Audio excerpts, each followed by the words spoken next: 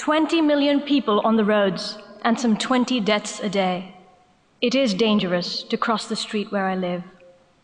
But I was dreaming about something else when I found myself face down under another person, saved by a few inches from the speeding wheels of a city jeep. "You're fine," she said, before lifting herself up. She suggested I go to her house for a cup of tea, and still bewildered, I followed. "You risked your life to save mine," I observed. In response, Uma told me the story I'm going to tell you tonight. Nina had caught a stomach bug and boarded the train from Simla back to Delhi in a stupor. Washed out and queasy, she had failed to ask for a reserved seat and was now confined to a third-class compartment. The train chugged uneventfully till Chandigarh. "Arey, arey, hatiye, thoda side dijiye, adjust kijiye na, thoda to side dijiye. Yahan aapke alawa aur bhi log hain." "Haan, thank you ji." The bucolic rhythm of the northern hills was shattered by hordes of people slapping their hands on the train's chassis, trying to find a grip so they could haul themselves in. Nina sighed. She brought the light green chunni of her salwar kameez to her nose to escape the odor of the throng. On the once empty upper berths, now crouched whole families. Nina was pushed and then flattened to the window as a woman planted her buttocks on the seat. Meanwhile, 2 women, along with a trunk, a small girl, and a sack bulging with steel utensils, sat down by Nina's feet. The train jerked forward. In due course, the women at her feet unpacked their utensils and served themselves rice and rasam. What an idea, Nina thought. Why not rotis? Something dry and easy. The rasam overflowed on Nina's sneakers as the older woman passed the plate to the younger. Nina offered to hold the child. The younger of the 2 women thanked her in broken Hindi.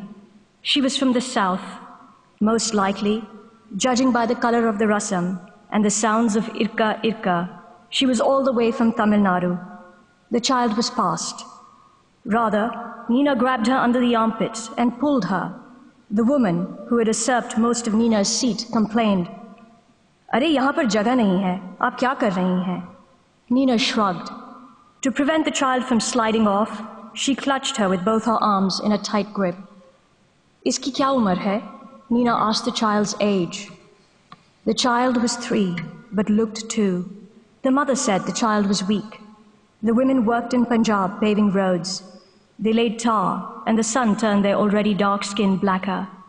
The child did not go to school. They lived in a shack by the road and moved when the work was complete. After a while, the child fell asleep in Nina's lap, and the muted sound of conversation in the compartment gave way to the rhythmic beat of the train. At the Delhi railway station, crowds swirled. Dogs sniffed for food on empty tracks, flies buzzed on piles of refuse. Coolies in red uniforms shouted at each other and moved with purpose. The child's mother urgently asked Nina how to find the train to Chennai. Nina spotted someone in uniform and came back with instructions. "Aap isko rakh lo, can't you keep her?" the mother asked abruptly, pushing her daughter forward. It was so sudden, Nina choked. "She'll make a good servant, she can sweep your house," the grandmother offered. Someone had told them that the child was going to survive their fate. They hailed from a village in Nagapattinam district. "You have to board your train. Your daughter is best with you," Nina said and turned away hastily. A week later, she was on a flight to Chennai, her cargo pants filled with 30,000 rupees and a taxi waiting to drive her to the district. Friends had suggested finding a local school for the girl, paying the fees directly and boarding her with relatives. Pure cash, they had warned, would probably be used up by the father to drink another bottle of arak, or for the dowry of an older daughter. The plans were futile. The child's father was still pouring tar in the north, and the women were alone. A village elder was consulted. He was literate and knew a few words of English. Nina's driver from Chennai translated the rest. They sat in a circle on the floor. "Formal adoption," the elder declared. This was not an option. Nina shook her head firmly. The elder launched into a discussion with the driver, who grew increasingly convinced and animated himself. The two women nodded their heads and hugged the girl. It had been known for generations that only one person was going to live. When she was born, the stars had shown she was the one. Nina had to take her. How else will the prophecy come true, the driver argued. The elder banged a closed fist on the floor, as if for emphasis. The girl inched closer to Nina and clung to her jeans. Their logic was circular. Nina could find no way to refute it. After 3 days and numerous visits to the district headquarters, Uma was adopted. By now, I had finished my tea. I asked Uma if she had seen her mother and grandmother again. We went to Chennai after the tsunami in 2004, she replied. I knew the rest.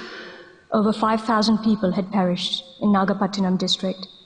I'm so sorry, I said. Uma believed it was meant to be. I was the 10th person she had deflected, quite literally, from death. 15 other people, including a young mother, had not been so lucky.